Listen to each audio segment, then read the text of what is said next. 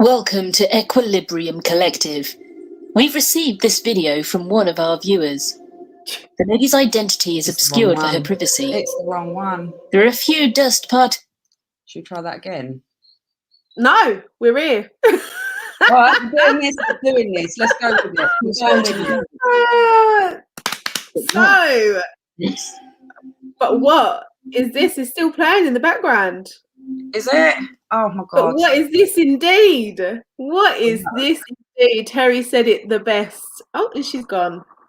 Welcome to Equilibrium Collective. I am Kerry Ann, and I will shortly be joined by my co-host Sarah, who has quickly chipped off after a little bit of a technical difficulties with our, I don't know why we do this to ourselves. We do it every week. But what would Equilibrium Collective be if we didn't have technical faults and failures? That is what you really come for, isn't it, guys? So hello and welcome.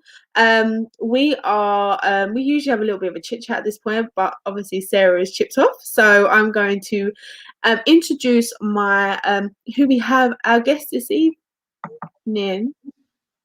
Oh, she's back in the room. That's magic. Do you know what? This solar eclipse, I've just had a complete Sagittarian breakdown. Anyone else? Can anyone else feel me? Seriously. I'm not alone. We can see you. We can see you now, which is more than what we could have said 2 minutes ago. I'm here. Thumbs up. We're there. It wouldn't be us if we didn't have these problems. So before I bring in our interviewee this evening, I want to say, how are you and how's your day? Besides the obvious of the craziness you're going through, Sarah. That's all I've got to say. Emoji face. Yeah, thumbs up. Thumbs up, friend. I'm alive. It's fine. It's fine. The higher we get, the not the fine it is. Yeah.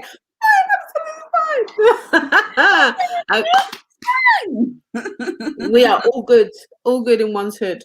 So we're going to introduce our interviewee this evening. His name is Damon. Those that watch The Other Dimension may be familiar with him. So we're going to say hi. Welcome. Thank you so much for joining us. Hi. Right, guys. Welcome to the Madhouse. I know. Tell me Literally, that went from not the same man, I promise you. we went from okay to not okay in 0.5 seconds. That's how quickly that's heard. We do it properly. We make a proper job. No half jobs here. That's how you know you're live. That's how you know you're live. That's all I say. Good times. So usually on these shows, those that have watched us before know that I take the lead. However, I am handing the main host handles over to Sarah this evening. So I'm going to let you take over, Sarah. It's fine. So today with us we have Damon, and he is a demonologist of sorts. Yeah. Could you explain to us what a demonologist is and does, please? The standard demonologist studies demons within a sort of a biblical sense. I'm more of a lay demonologist, so I study them outside the biblical sense. So we're talking interdimensional beings. We're talking about stuff like the books of Enoch, and we're talking. There are different types of demons. They're normally classed as like negative energies, but if you look back at the time, like the Mesopotamian times, the Gregorian times, they were known as daemons. I know it's quite ironic, but there you go. But they were known as daemons, and they brought good and bad. So a good example of this would be Lilith. Everyone knows about Lilith. You know, she was supposed to be the first woman and all that. But if you look at the Gregorian teachings on Lilith, they actually see Lilith as good fortune in childbirth. And if you wreck that good fortune, then you would have a stillborn. So demonology is all about studying the dimensional creatures that live alongside us in a congruent timeline. My mind has just gone. I don't know where to start. So I don't know a lot about demons at all. Right. I've had mixed information. Yeah. So if we can, this evening, I'd really like to try and clear some of that up from your perspective. So the first thing, are all demons bad or negative? No, 100% no. Not all demons are bad. What you got to understand is evil as a concept is a human concept. It's something derived by the Bible and religion to keep us in check. The word evil itself is a human term. You know, these creatures, these interdimensional beings, don't see themselves as evil. They're just like us. We're humans, and there's good and bad in us as there is in them as well. So no, not all demons are evil. It's just a misconception where we've been I can't say brainwashed, but where we've been everything's put in a box. Especially with religion, everything's put in a box, and you have to stick within that box. If you think outside that box, you're bad, you sinned, you're evil, and it shouldn't be like that. I mean, you've got to think outside the box. I mean, if you look at programs like Ancient Aliens, you read books like the Book of Enoch or the Grimoires, they explain demons before the time of Jesus itself, and they explain them as good and bad. I mean, there's this whole conspiracy story that the demons, a race of demons called the Archons, were the ones that helped build the pyramids in Egypt. And then you've got stories of the Anunnaki, which come down. They were fallen angels. They come down. They wanted to breed with the female humans, and they spawned this massive race of what they call Nephilim, which was these 7-foot giants, which, to throw out there as a conspiracy, I believe Bigfoot is a Nephilim, but we'll get into that another time. But yeah, they spawned these Nephilim. These Nephilim were eating everything, and they run out of food, so they started eating all the people, and that's why we had the Great Flood. Now, in the Bible, we're told it was the flood, the whole story of Noah, didn't we? Like, you know, God sent down this flood, animals 2 by 2. It's all, demons are not bad. They're not all bad. There are bad ones, but it's the same with humans. We have good and bad in humans as well. Right. So what's the whole hierarchy thing? Because demons are very structured. Yeah, it depends on what sort of perspective you look at hierarchy. I think there is about 60 to 70 different hierarchies, depending on if you look at things from the points of the grimoires. Now, the grimoires were books written normally in the 14th and 15th century, and they were written by perspectives of different people from different religions and different backgrounds. You have, like, the classic hierarchy is the Beinfeld, which is like, you know, this demon is the king, this demon is the queen, and that's the classical one. Then you've got Solomon's Key, which is the 74 demons. People see 72, 74 demons, and they're put into like sort of a hierarchy. You have the normal 4 that sort of sit on the top. It's, I spoke about on my show, my first show on Pulse, the similarities between, there's always the same 4 at top. You always have, you know, Satan, Lucifer, Beelzebub, Astaroth. They always seem to be the 4 that are always at the top. But when you sort of get into the more hierarchies, you get into stuff like the subpoena hierarchy. That puts them down based on sin. So obviously, you know, Beelzebub will be gluttony and stuff like that. And then there's another hierarchy. There's loads. I mean, you talk about the 1542 hierarchy written in Ladon. They sort of put things in like, right, so Lucifer is the light bearer. He is the prince of the east wind, and then you have Lilith is the princess of the north wind, and they're done by a difference. There's so many hierarchies. It's the same. It's almost like the same as we have in Earth here and humans here. I mean, America has a different structure to what we have here in England, and in France we have a different structure to what than we have here. So hierarchy is all about, like I say, when it comes to demonology, it's all about perception, how you see it and what you learn along the way. So would it be fair to say they have sort of like an energetic culture as such? Yeah. I mean, and they're very misconceived as well. That's the problem. Talk about your story where you asked that all demons bad.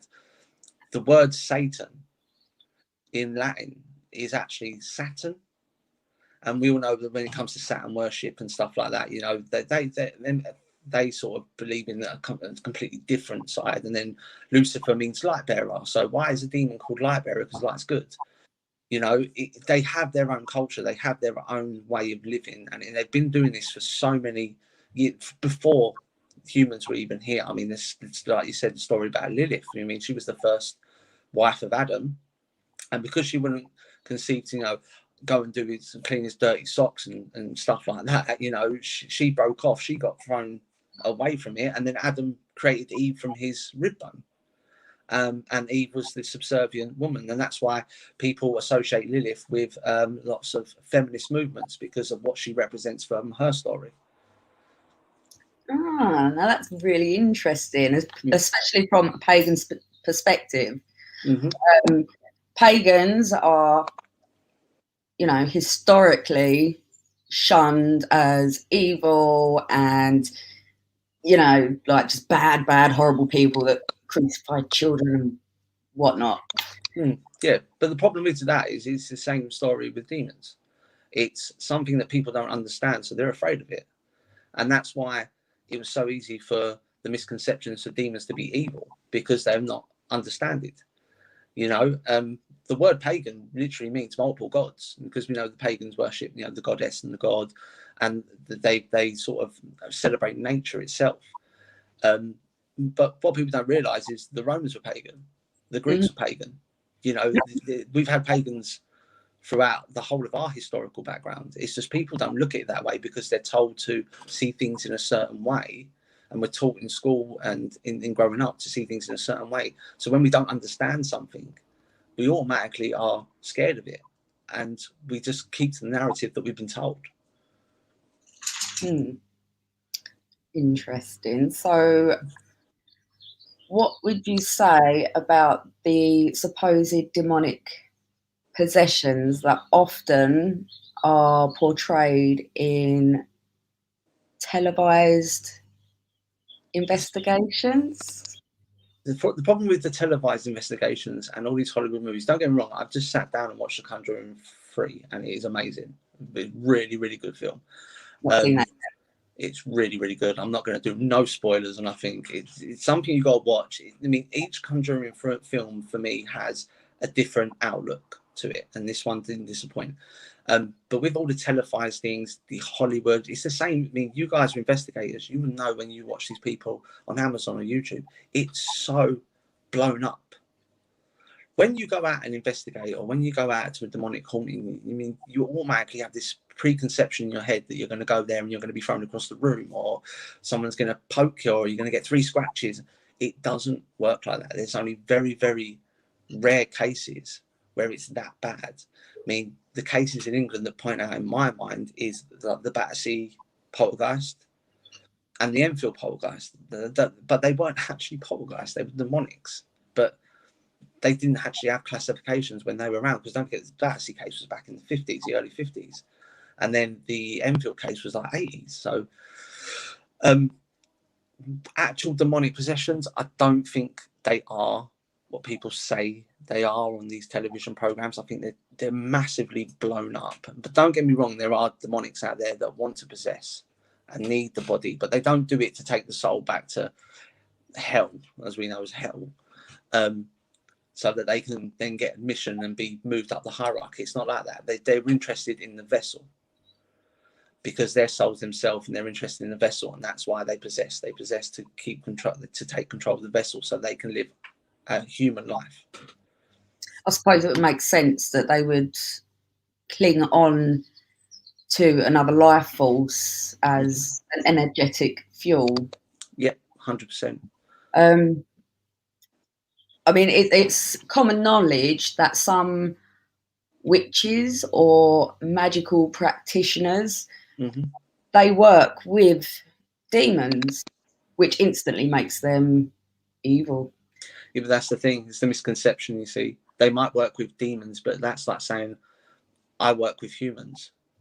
You see what I mean? It's the same sort of thing. I mean, there's so many different types. You've got people mistake angels. Don't forget, there's 2 types of demons as well. There's demons, there's fallen angels. You mean, talking about the seraphim. you know, Ezekiel, Azurael, Azrael. I study all these sort of things, but you wouldn't expect me to be studying angels when I'm a demonologist. But they are fallen angels, and they come into their own category because they're seraphim. Then you've got the Anunnaki, you've got the Nephilim. There's loads of different types. I mean, the thing that really gets me is the common misconception with Zozo. You know, the Zozo, the demon that comes through on the Ouija board.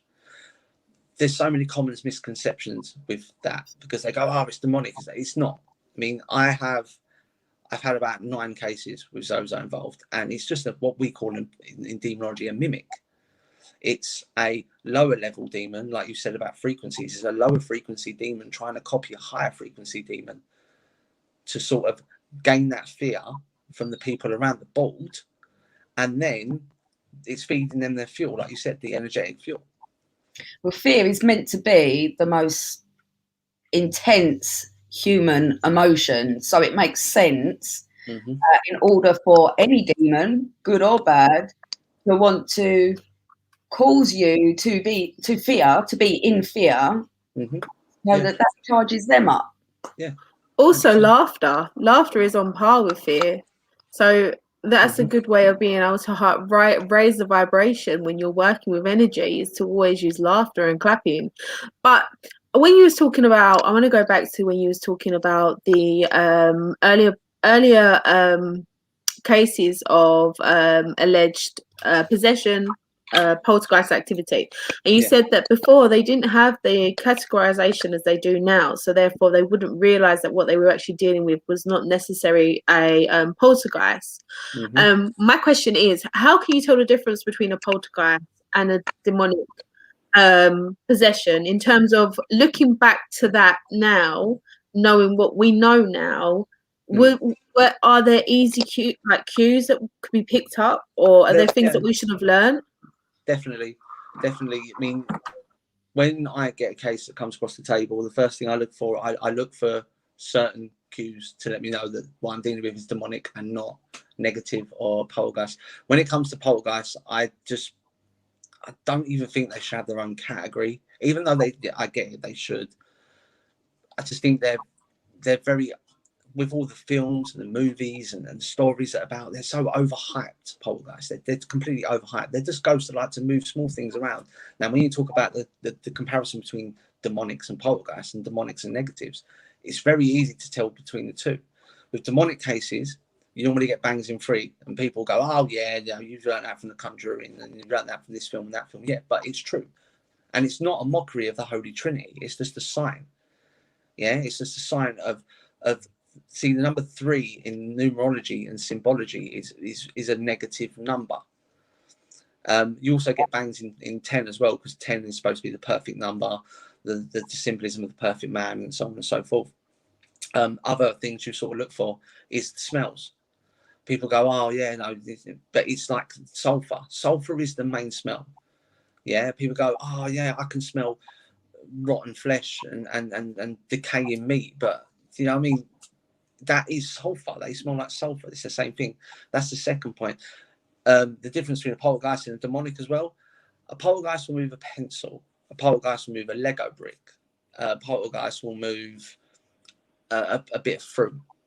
A demonic will pick you up while you're on a sofa and throw the whole sofa across the room. They're highly more powerful than poltergeists. I mean, the greatest evidence of that is if you read it's called Satan's Harvest, which is written, I can't remember if it's written by, but it's Ed Warren's story. He talks about, he goes to this farm, and inside this farm they're upstairs doing the investigation. They hear these massive crashes, and when he goes downstairs he finds out that the demonic has actually moved the anvil from the garage and put it into the freezer, and everything in the freezer was now in the garage. So it's a massive telltale point between demonics and poltergeists, because they've got a lot more energy, they've got a lot more power. Anvils are heavy. Yeah, exactly. And can you imagine being on that case and seeing that happen? You're going to go, that can't be a poltergeist. It's got more power. Poltergeists are normally associated with children in their pubescent stages, going through their pubescent stages. And poltergeists are attracted to children that are going through their pubescent stages, whereas demonics are attracted to anybody. the other sort of things that stand out, I mean, poltergeists won't hurt you. They'll throw things at you and cause bruises and cuts by throwing things at you, but the demonic will actually hurt you. It will scratch you. I had a case that I was working on with my co-host on The Other Dimension, Mr. Ben Winfield. It was a case in Wales. Obviously, I can't go into much details about it, but this one was beaten up big time. And this was a true case of the demonic possession. So they do hurt you, and they hurt you big time. But the other one that people don't realize as well is what I like to call the precognitions, knowing things are going to happen before they happen. That's something that the demonic, when they do start to sort of move into that oppression stage, which is stage 2, you do get precognitions of what's about to happen. You sit there and go, it's about to kick off, and then bang, it's gone. There's stuff flying around, there's doors coming off and stuff like that. But true demonic cases, I don't think there's many. I don't think there's many at all. So is there any way to protect yourself? People laugh at me at this because they go, I need a young priest and an old priest, and they have to stand there and go, the power of Christ compels you and all this sort of thing. No, it doesn't work like that. I believe a lot in ancient rituals and ancient practices that have been practiced over many years and many times, and they work. The main one for me is, but people laugh at it, but it's freshly squeezed orange juice is the main protection. Really? Yeah, 100%. 100%. It's worked in 99.9% of cases that I've had. Freshly squeezed orange. I had one where a guy had a possessed, it was like an old ancient relic of a demonic called Bazazu, which is an ancient Babylonian demon. And this relic was causing so much havoc. It was like causing havoc with his kids and that. And I said to him, look, just get the relic, just push it into an orange. Fresh orange, just push it into an orange. And he was laughing, like, done it, stopped straight away. Citrus, wow. It's an old ancient Egyptian technique that they used.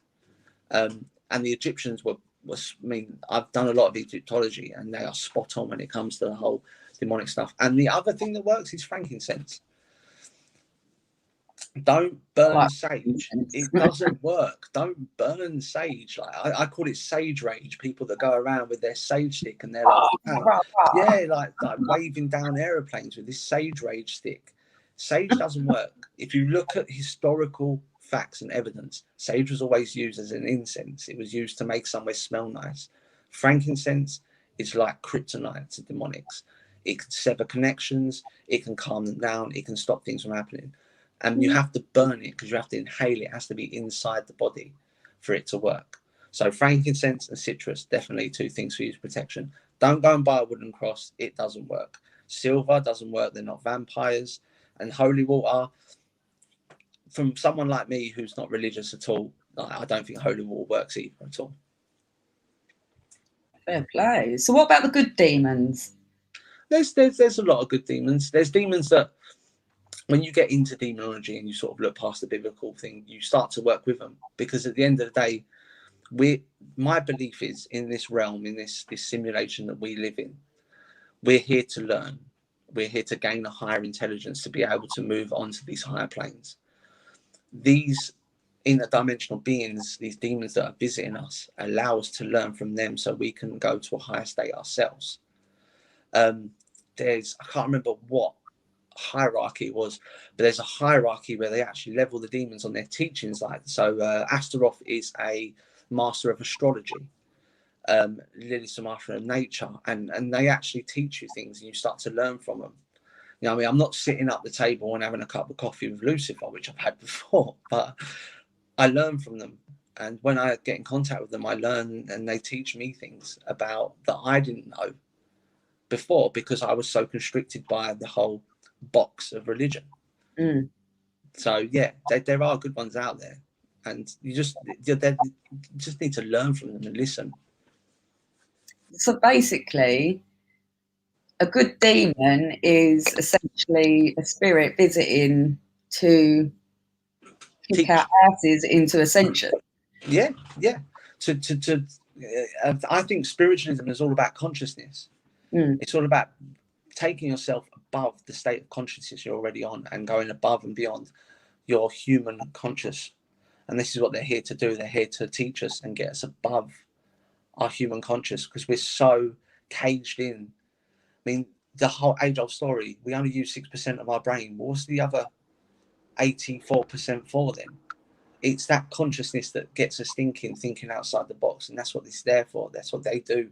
They get us thinking and get us moving and sort of moving forward with our intelligence.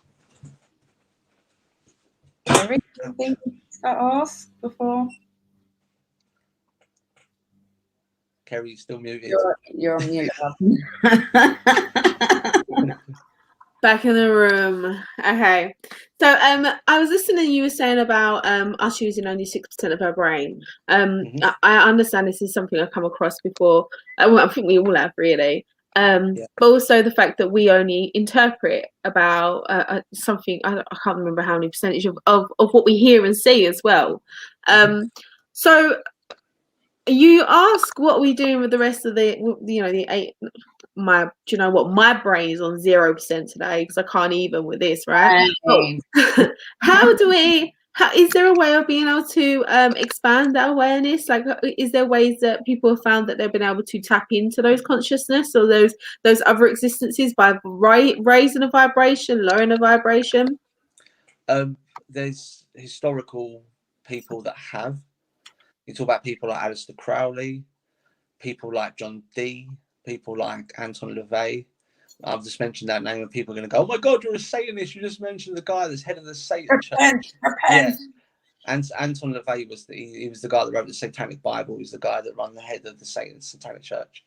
Aleister Crowley, he was working with demons to get to that higher state of consciousness. But no, I mean, as much as these people work with demons, there's no true evidence they unlocked that part of their mind and they were able to access that part of their brainwave. But the key example is Aleister Crowley in 1904 met a demon called Lamb. And this demon, he drew a picture of it. And if anyone wants to go and look at this, honestly, search it up on Google. It's mind-blowing. He drew a demon called Lamb. And in 1954, we got our first picture of what they call the Greys, which are the aliens.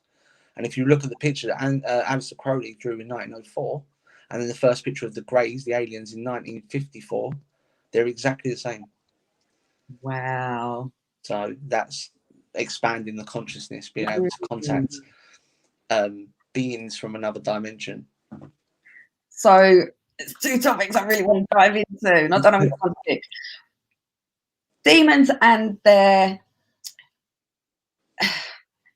like, how do they present themselves? Like, do they all look different? Can they change how they appear to people? It's all down to perception. It's all down to perception, how you see it. You know as well as the investigators, you might go out on investigation in a forest and one of you might see a tall witch, one of you might see a smaller witch, but it could be the same spirit. They are written up to... I mean, a lot of the stuff that you come across, especially in the grimoires, they're written that they present themselves in a certain way, i.e. the demonic known as Bull. He presents himself as an old man. Baphomet is it's half man, half woman. It's a conjunction of man and woman together. Goat's head, it's got the boobs, got the man's body. You know, these are what other people have seen as perception. They can show themselves to you in many different ways. And they're modernizing as well. I mean, you can talk to demonics now through an SB7. Now, if you think about demonics themselves, they've been around since before Christ. How they know how to use these sort of things. They're modernizing themselves, so they might show themselves to you as an extremely good-looking person. You know, I had a case where a woman said that she saw Lucifer and he had long blonde hair, he had one green eye and one blue eye, and he was perfect in every way. So I think seeing and then present himself is down to your own perception. So I guess that would mean or suggest, depending on where you are on your ascension or your expansion, will probably influence how you see said demon. 100%, depending on how far you go. I mean, if they show themselves in their true form, demons are never complete. they always show with something wrong with them, like something missing. Either it'll be their eyes. That's why it's a whole misconception of black-eyed children. They say, "Oh, black-eyed children are demonic because they've got no eyes." The jury's out on that for me. I'm not sure. I've not looked into it. It's something that I'll probably look into in the future. But yeah, demons always show as incomplete. They'll either be missing a finger or an ear, or if they show themselves in complete form to you. So I want to ask about an experience actually then, because years and years and years ago, I was away and I had this dream, and in this dream I was in the room I was staying in, and at the foot of a bed was a girl with black hair and no face. I could describe exactly what she looks like. The next night, one of the children that was staying at the same place as me was in absolute fits, and obviously she'd gone to bed and stuff like that, and she'd woke up, and when we went in to see her, she kept talking about a girl at the bottom of the bed with no face. So what would you say? I mean, that would be incomplete, or no? Yeah, no, that would be incomplete, and your dream would be seen as precognition as well, because you've seen what's going to happen before it's going to happen. So technically speaking, you've experienced something demonic, but you've only got like a couple of things there that sort of stand out. You want at least 6 ticks before you turn around and go, yeah, that's definitely demonic. But yeah, like I said to you, with precognition, you had the dream before it happened. And then the girl was reported seeing, and demons present with incomplete, so with no face, that's presented as incomplete. But as a little girl, I don't know. There's this whole misconception that demons present themselves as children to gain trust. But there was no trust coming from this. It was, I don't know if you've ever seen someone with no face. It's pretty horrific. Yeah. So there was no trust there. In fact, it unnerved me, and it was just a dream. But obviously, where it happened the next night, and they actually see this wasn't a dream. So it kind of validated that there was something there, because I weren't too sure. I was thinking, oh, maybe that was just a weird dream. But yeah, for them to say it as well, I was like, all right, maybe it's not. But yeah, could have been a monster or a mimic. It could have been a monster or a mimic. Monsters are lower level, low frequency. We're talking like foot soldiers. Mimics normally copy other hierarchy to gain that fear. I was just talking about the whole misconception. People say, oh, they show themselves as children to gain your trust. I don't think demons work off of trust. They work on sort of fear and the whole sort of thing of it's control. It's mainly control with demonics. They have to be in control of the situation and of what's going on, because obviously, you know, you're talking about something that's more intelligent than we are. If we're in control, that's sort of almost like a downgrade for them, almost. You know, so yeah, I think maybe that was probably, if it was demonic, you'd have to look into it a little bit more, but it probably would have been something lower level, like a monster or a mimic.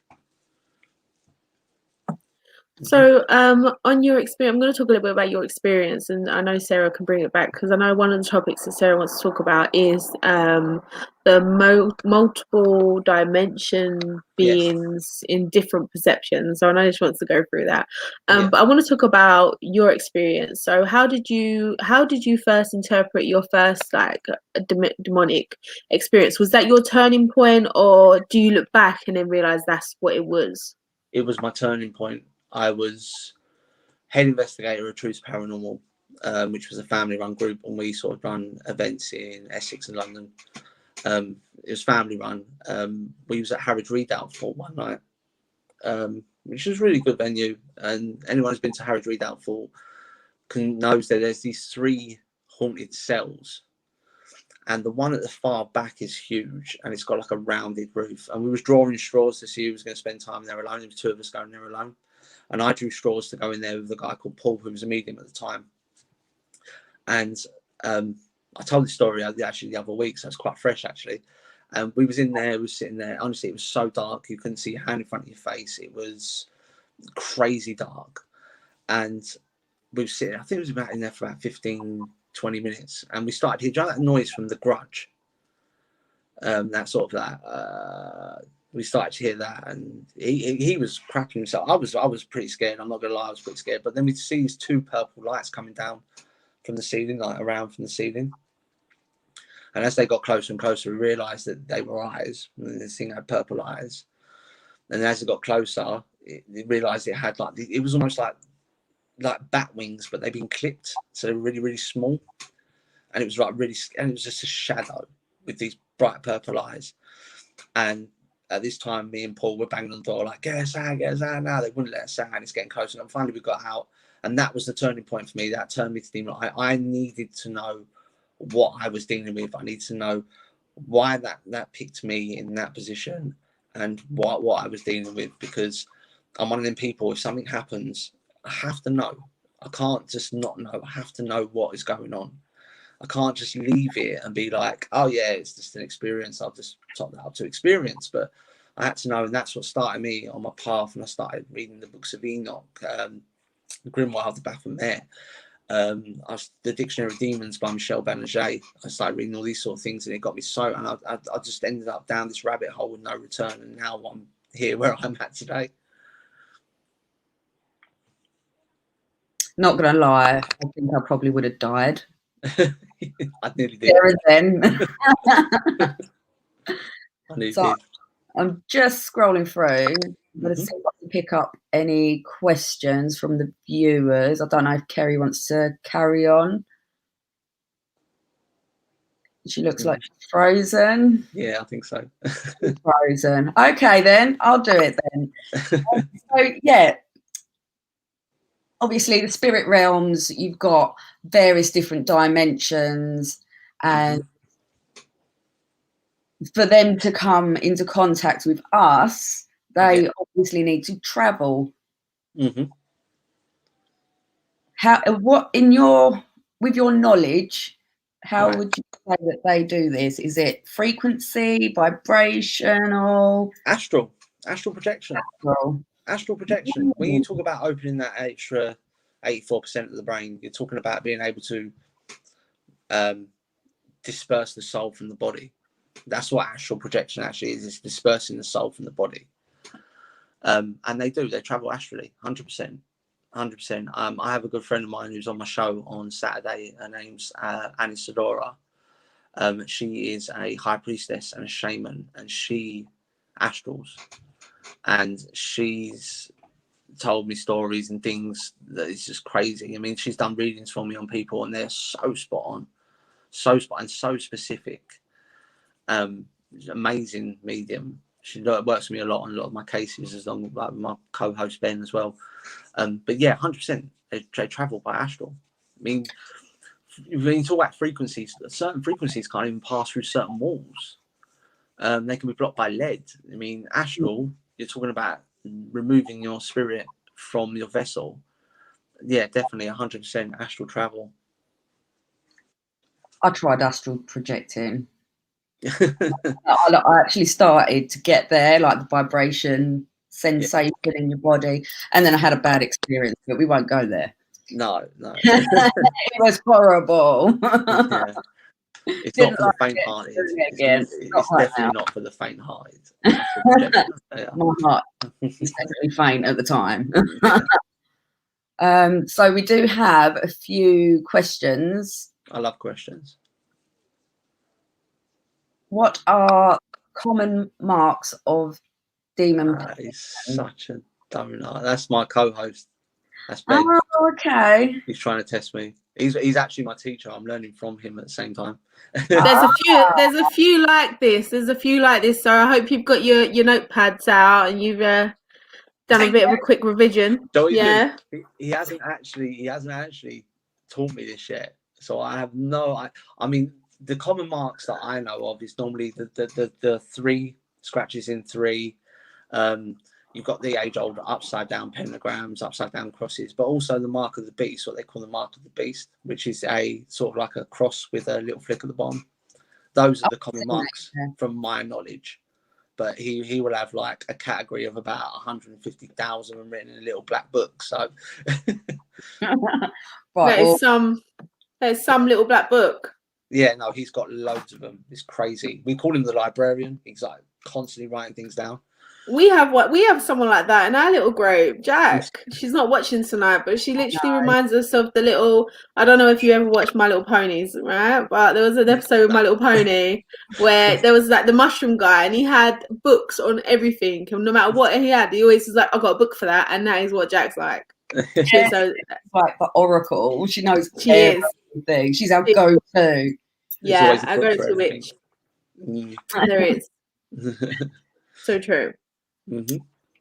You sent us another one. I'll send you Yep. another one. Yeah, the 4 stages. So you got infestation, oppression, possession, and manifestation. Okay. Those are the 4 stages. People get very misconceived from watching like films like The Conjuring. Now there's only 3 stages. There's not. There's the 3rd stage of manifestation, because the demon will normally show itself before the possession is complete. Okay. Mm-hmm. That's reassuring to know. Yeah. That's nice. At least we know, yeah. All's all right until we get to that stage, and then Then you're buggered. Run. Right. Run. Don't even bother running. You won't outrun it. just take me out to the field. Yeah. Let's see. Any more? Oh, question for Damon from Jess. She's one of our team members. She's part of the Kent division, my team. She says, said about Zozo being a low-level mimic demon. Mm-hmm. Is there any you could name that are higher up? Loads. Take a pick. Well, I get in trouble for saying them out loud. I get like proper trolled for saying it out loud. I get so many people trolling me. Yeah, no, you've got the 3 mains. You've got Lucifer, Satan, and Beelzebub. You go a bit further down than that, you have Astaroth, you have Icarius, you have Pazazu, you have Camazos, the Death Bat, any other higher ones you can think of. Leviathan, you must have heard of Leviathan. He portrays himself as a giant sea serpent and can cause earthquakes that make giant waves to knock boats off of. He's like a sea dragon, Leviathan. Beelzebub always shows himself as a fly. That's like quite common. You've got Baal, you've got Moloch. Moloch's another big one.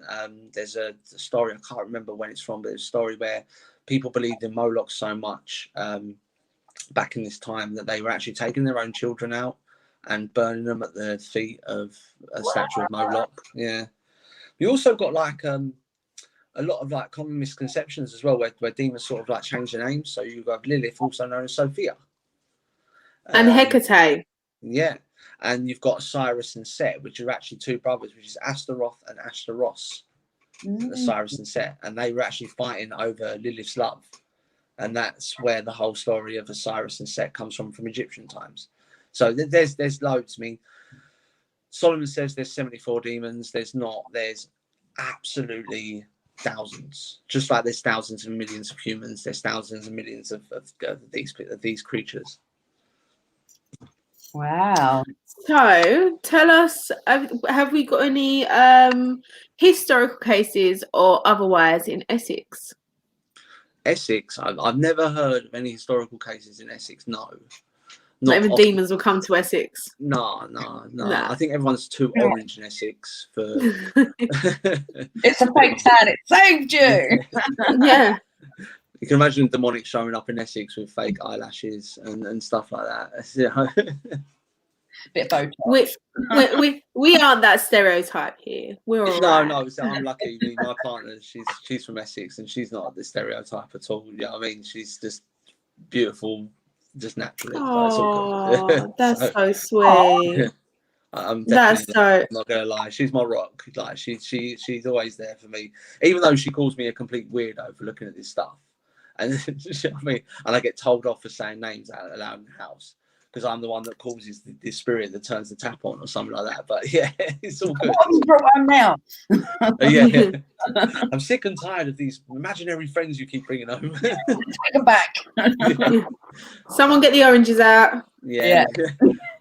I need an old priest and a young priest. Do a magical dance. Yeah. Sounds like a party. Mm. So Simon Templar Okay. is asking, what about the rite of exorcism? I mean, the rite of exorcism, I'm not saying it doesn't work. I'm saying through my experiences and my knowledge and what I've studied, it's something that I've never looked into. I'm not a religious person. Okay, I do wear a cross. That's for my own personal protection in myself. Like, it's something that is given to me by a family member. But the rite of exorcism, I never looked into it. Religion's never really interested me, so I've never actually looked at it. But I'm not saying it doesn't work. I mean, the guy that I work with, my co-host over on the other dimension, Ben, he is ordained. He can perform exorcisms. Yeah, so I'm not saying it doesn't work. I mean, the way I look, my perception on demonology is outside the biblical. So the rite of exorcism doesn't really apply to that. But I'm not saying it doesn't work. I mean, it probably does. I mean, well, it only took 57 exorcisms in the case of Annalise Michel, and there you go. Did you just do a spoiler? No, do you not know the case of Annalise Michel? No, I'm sure that's the case in Conjuring 3, no? No, Annalise Michel. Have you seen the film The Exorcism of Emily Rose? Yeah. That's the original case it was based on. The Exorcism of Annalise Michel. They thought that she had some form of epilepsy. The drugs that they were giving her at the time to counterbalance the epilepsy actually numbed the part of her brain that was going to fight back against this demonic. She had 57 exorcisms done, and she ended up dying in the end, and her mum and her dad and the priest who conducted the rite of exorcism ended up in jail. Oh, that's so sad. Yeah, it was mental. She was, it was like the perfect storm. The fact that what she experienced growing up and stuff like that, and then these drugs they were giving her to suppress the epilepsy were numbing the part of her brain which would help her. It's the third eye, the chakra point. It was numbing that part of the brain to help her fight back against this demonic. And yeah, it was the age-old story where science goes, there's no such thing as demons, but religion was going, yes, there is, and spiritual was going, yes, there is, and there was like the law takes the side of the science. So yeah. Well, you saying that they now have the governments of the world now pay billions of pounds for metamaterials. Yep. Research into metamaterials. Yep, I heard of this.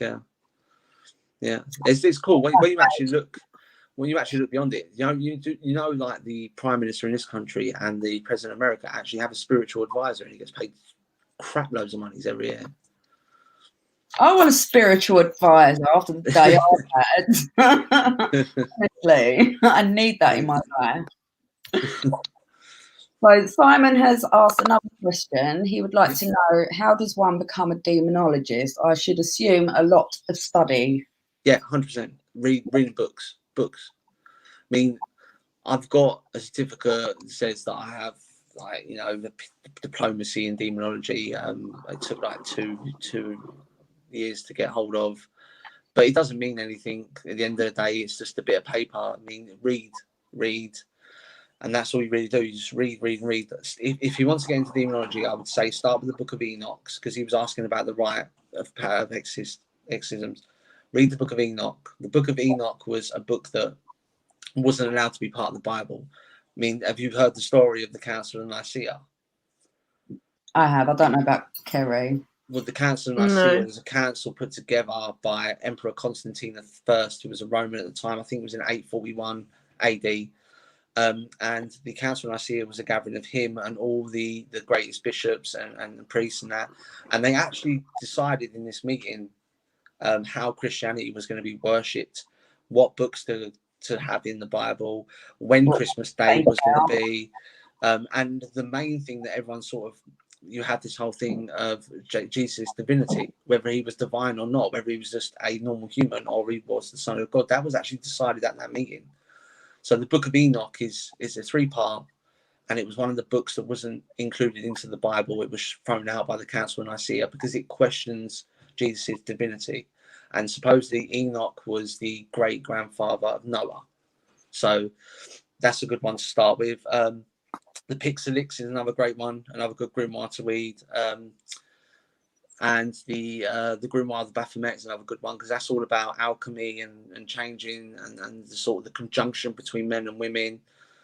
That's a really good book to read. So yeah, if you want to become a demonologist, the best thing to do is to study and read a lot of books. From like listening to you, it seems like the whole balance and like equilibrium, as it goes, seems to play a massive part. Oh like yeah, Equilibrium Collective and all that. Yeah, I mean, I'm when I look at things, people go, "Are you religious?" No, I'm not religious. I'm if anything, I'm Gnostics. I believe in the opposite of what Christianity believes in. I believe that the story of Adam and Eve is that obviously they were in the Garden of Eden. The serpent offered them the apple. They bit the apple. God punished them. Set them right. I believe in the complete opposite of that. I'm very in the belief of that this is a prison planet and we're stuck here until we can get to that higher knowledge, we can get to that higher state of consciousness, and we can move forward and then move on to the other realms that are present, that are running congruent to our timeline. And the whole story of the Gnostics thing is that the serpent was offering the apple because the apple represents the knowledge for them to get out of this prison planet that they're on. And that's the belief that I'm in. And yeah, like I said, equilibrium, it's all about balance. I believe in the universe. I believe what you put out, you get back. If you're going to vibe out on completely negative energies and you're going to focus on the negative things in life, then you're only going to get negative back. You know? Of attraction. Yeah, law of attraction, law of balance, yin and yang. There's always, for every action, there's a reaction. You know, and I think it was Einstein that said that no energy can be dispersed. You know, energy has to carry on. So if you're putting out a good energy, then it depends. I mean, when I first started my journey into this, I didn't believe in the whole interdimensional, you know, alien sort of thing. And speaking to all the guests that I've had on my show, they've completely changed my mind. And I'm just looking at things from a completely different angle now. I'm spiritualist. I believe in good energy. You give out good energy, you receive good energy. And I think that's the way forward. Yeah, like you said, balance. It's all about balance in life. I mean, not being material or anything like that, and just living life for what you have. Yeah, see, I have quite a similar belief system to what you're saying. But for me, I believe that our souls are sent here on Earth, which is like a school planet, for us to gain all the experiences, whether they be good, bad, in between, so that we can take that experience away and learn from it, thus expanding our consciousness. For example, you can't empathize with someone if you haven't had their experience. No, 100%, yeah. Yeah. So that's my... Yeah, I mean, and there's a lot of evidence that backs up your theory, because you talk about soul regressions and soul memory. Yeah, exactly. Yeah, people go into places and they experience deja vu. Like, hold on a minute, I've gone to, let's say, Ephesus in Turkey, which was a city that's hundreds of years old, but yeah, I feel comfortable here. Well, what's going on here? I've never been here in my lifetime. This city was here before I was even born. So why do I feel comfortable? It's like soul memories. And there's loads of evidence of soul memories out there. Yeah, and it's like connections to each other. I mean, yes, I believe there's like, I won't say one God, but one source that everyone comes from. Yes. So therefore, we're all linked. So if you're bad to your neighbour, you're essentially being bad to yourself. Yeah. And you're talking about the theory of running with the same pack as well. People say that we always run with the same pack. Like, okay, so I'm here at the moment, and my children, I'm a father to my children, but when I move on to my next soul state, are I going to be the children to my children, and they're going to be my parents? You always run with the same pack. Yeah, 100% agree with that. Yeah. Have you come across Dolores Cannon? If you haven't, you totally should look her up. She's amazing. I will look her up. I'm not coming across with her books, honestly. She goes into like UFOs, life regression. She's amazing. I love her. I mean, I'm doing a show in a few weeks' time, talking about how aliens are demons, and I've got this really mad bit of evidence that backs up the fact that even the American government were 100% that aliens were demons. It's all to do with like the Collins elite and stuff like that. It's really cool. I'm so there. I'm gonna be there. Send me He the link. is. I'm all over this like a rash. Honestly, Yes. I love it. So moving on, Simon asked, as a demonologist, do you see it as your duty in real life cases to encourage the examination of the person's mental health as an alternative explanation? 100%. 100%. I don't do cases when people are suffering from depression, schizophrenia, and stuff like this. I think a person's mental health is the first thing you check. It's the first thing you look at, because you can't expand someone's mind and get them to understand what you're talking about if they're not 100% right in their mind themselves. And I get the age-old argument against that, you know, oh, well, they're not going to be in their right mind. They're under oppression, they're under possession. Yeah, but at the end of the day, I need you to be 100% to be able to understand how to move forward. So, yeah, when it talks about encouraging the examination of the person's mental health, yeah, 100%. 100%. Someone has to be fully aware of their situation and their mindset before they hit out on that journey to be able to, because the common misconception is you have one rite of exorcism and everything's fine. You go back to a lump. It doesn't work like that. It takes a long time. I've got like 3 or 4 cases on the moment where I'm getting messages back and forth.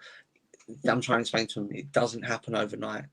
You have to change the way you are as a person. You have to become positive in yourself. You have to balance your chi and your spirituality and become positive in your spirituality for these things to work. It's like you as investigators, you say to people, you're not going to experience paranormal activity unless you are open-minded to it. If you're completely closed off, you will experience nothing. That's the way I look at it. I totally agree. Yeah. I mean, there's also like you have to look at your own demons, so to speak. In our magical world community, we call it shadow work, and it's basically digging up your own dirt. Yep. And sorting that out, and that is hard. So if anyone's doing that out there, you got this. You can get through this. Yeah, 100%. 100%. You have to deal with your own demons. You have to have a clear soul. Spirituality, you know, it's all about being on that lighter side of things, looking at things from a lighter side of things. But unless you are comfortable within yourself, it's like the guy that asked, "How do I get into demonology?" Make sure you have a clear soul. Make sure you're clear spiritually before you start your journey, because you're going to come across things that are going to blow your mind and take you and completely derail you. But yeah, like you're saying, the shadow work stuff, and that's mad, crazy stuff. So we've got like 2 minutes. Mm-hmm.